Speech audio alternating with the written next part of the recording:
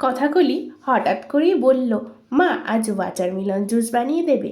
যেমন বলা আর তেমনই কাজ শুরু। ওরা মেয়েরা বলেছে আর আমি বানাবো না, সেটা কি হয়? বাড়িতে থাকা তরমুজ দিয়েই বানিয়ে ফেললাম ওয়াটারমেলন জুস বা তরমুজের শরবত। নমস্কার, আমি সঞ্চিতা। আজ আবার একটা নতুন রেসিপি নিয়ে চলে এসেছি তোমাদের সাথে শেয়ার করব বলে। আর যদি আমার রান্নাগুলো তোমাদের ভালো লাগে তাহলে ভালোবেসে কুকিং উইথ সঞ্চি চ্যানেলটাকে কিন্তু সাবস্ক্রাইব করতে ভুলো না। আর আজকের এই শরবতের রেসিপিটা যদি তোমাদের ভালো লাগে তাহলে কিন্তু লাইক আর কমেন্ট কিন্তু করে দিয়ে যেও ভিডিওটার শেষে। চলো শুরু করা যাক তরমুজের শরবতের আজকের রেসিপি।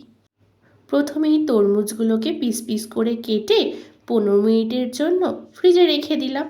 15 মিনিট থেকে আধ ঘন্টা ফ্রিজে রাখলে এতে শরবতের লাল রঙটা গাঢ় হয়ে আরও সুন্দর লাগে দেখতে। কথাতেই তো আছে, আগে দেখনদারি তারপরে গুণ বিচারি। আগে তো তরমুজটাকে দেখতে কেমন লাগছে, তরমুজের শরবতটাকে দেখতে কেমন লাগছে সেটা তো আগে দেখব, তারপরে তো খাবো বলো। না দেখতে ভালো লাগলে খাবো কি করে? সেই জন্যই তো রেখে দিলাম।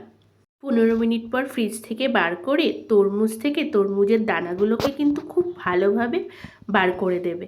না হলে কিন্তু শরবত খাওয়ার সময় যদি মুখে পড়ে তাহলে কিন্তু বেজায় মাথা গরম হয়ে যাবে। এরপরে তরমুজের সাথে আর যা যা লাগবে সেই সব জিনিসগুলোও নিয়ে চলে এসেছি।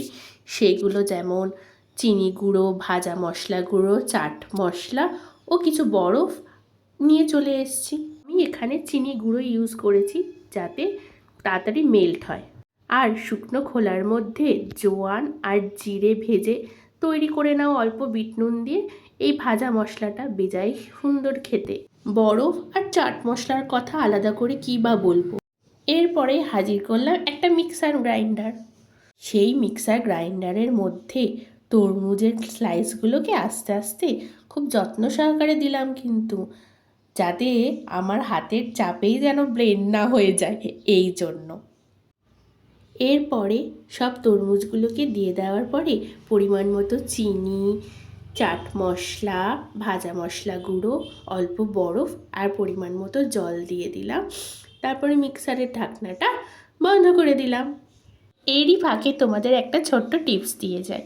তরমুজ গ্রীষ্মকালীন ফল হলেও অনেক সময় অতিরিক্ত তরমুজ খেলেও কিন্তু পেটের সমস্যা হতে পারে।